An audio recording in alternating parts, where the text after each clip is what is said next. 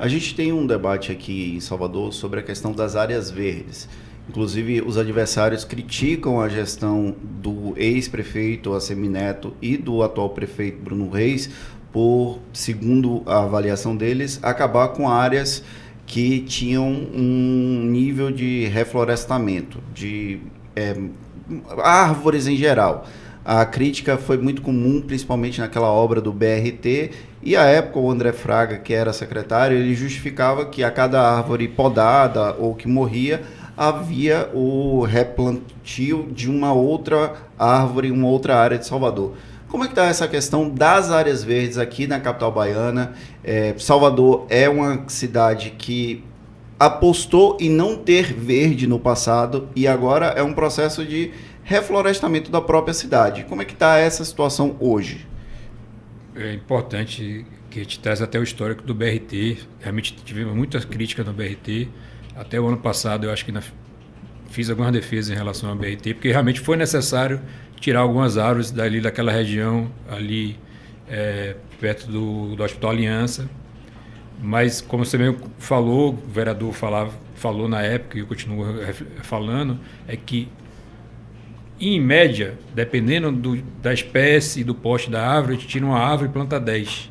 Naquela região do BRT, a gente já tinha plantado quase 10 mil árvores, e o ano passado, ainda com o recurso do CAF, um banco interamericano, a gente conseguiu um recurso para plantar mais árvores e começar a fazer o primeiro corredor verde da cidade de Salvador, que está no plano de governo de Bruno, agora da segunda gestão, implantar corredores verdes, mas o ano passado a gente já começou a fazer isso no próprio BRT, que tem condições de a gente fazer isso. Então, mais de 15 mil árvores já foram plantadas ali na região do BRT, para que a gente comece a arborizar aquela região da cidade.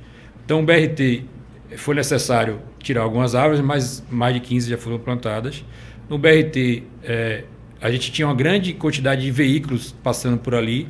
Hoje, com o BRT e com a estrutura montada, tem menos veículos, porque você tem mais ônibus, que é um transporte coletivo, então diminui a quantidade de veículos. E o BRT também, alguns já são elétricos, então menos poluentes. E agora a gente está com um financiamento aí, que esse ano ainda deve acontecer, que é de mais 100 ônibus elétricos para a cidade de Salvador. Então, tudo aquilo que foi pensado ali está melhorando a qualidade de vida da população que mora ali. Menos carro, mais ônibus elétrico, mais árvores sendo crescidas, que vão crescer ali e transformar em um corredor verde. E fora isso, um alagamento que já existia ali, que o BRT também tirou aquele alagamento. A gente já passou por grandes chuvas aí nos últimos anos, históricas, que não aconteceu o alagamento, que tivemos memes de pessoas nadando de barquinho ali. Alguns memes aconteciam, isso já não acontece mais devido à obra do BRT, uma obra de macrodenagem. Então, aquela obra do BRT eu defendo, apesar de realmente teve que tirar algumas árvores, mas hoje ela é muito melhor do que antes, ela oferece mais qualidade de vida, melhores condições, microclima na região do que antes com as árvores que existiam. E aí, em relação à discussão que está tendo aí sobre a questão das áreas verdes, é uma política pública que não é só em Salvador, acontece em outras diversas capitais, a venda de áreas verdes, e no caso específico de Salvador, a maioria das áreas verdes não são consideradas áreas verdes. Ela não tem mais aquele papel ambiental de uma área verde, são áreas antropizadas, muitas vezes, são áreas que a população acaba aproveitando para jogar entulho, então a prefeitura tem um custo de retirar aquele entulho, de dar segurança àquela comunidade naquela área verde.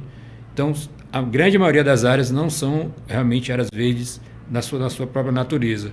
Algumas têm algumas vegetações, então a área que mais a gente vê falar é aquela área em frente ao Espanhol, que tem alguma vegetação realmente, tem vegetação inclusive de restinga, que é a vegetação rica, que enriquece aquela região, mas é o que eu defendo. Existe lei municipal, existe lei federal para proteger as áreas e proteger, além da vegetação, as áreas de encostas. Então, tem uma lei, não só municipal, uma lei federal, que define que inclinações de encostas acima de 45 graus, elas são áreas de preservação permanente. Então, independente da legislação municipal, independente do desejo do prefeito, de quem for, a legislação federal não permite ocupações em encostas.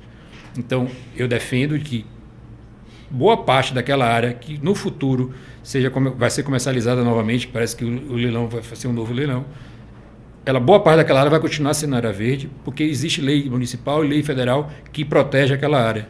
Então, eu não tenho essa preocupação de que a gente vai perder áreas permeáveis, áreas verdes da cidade. As áreas continuam e pequena parte dela vai ser ocupada por algum empreendimento imobiliário.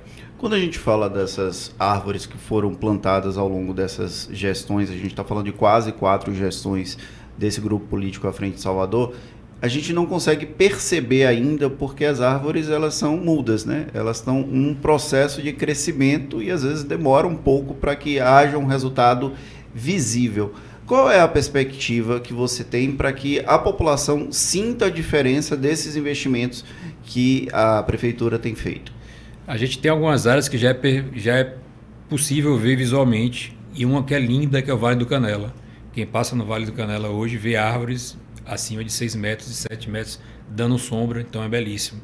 A gente tem regiões, quando foi feita a revitalização na Barra, a gente até hoje tenta implantar alguns tipos de vegetação na Barra. Já no Rio Vermelho deu muito certo, a gente tem árvores também já dando sombra, possibilidade da população usar os espaços ali no Rio Vermelho. Então tem regiões que a gente já consegue enxergar hoje essas árvores, e a pessoa que foi plantada lá atrás, há 10 anos atrás, já está dando, além do visual, o sombreamento, melhorando o clima daquele local, daquela região.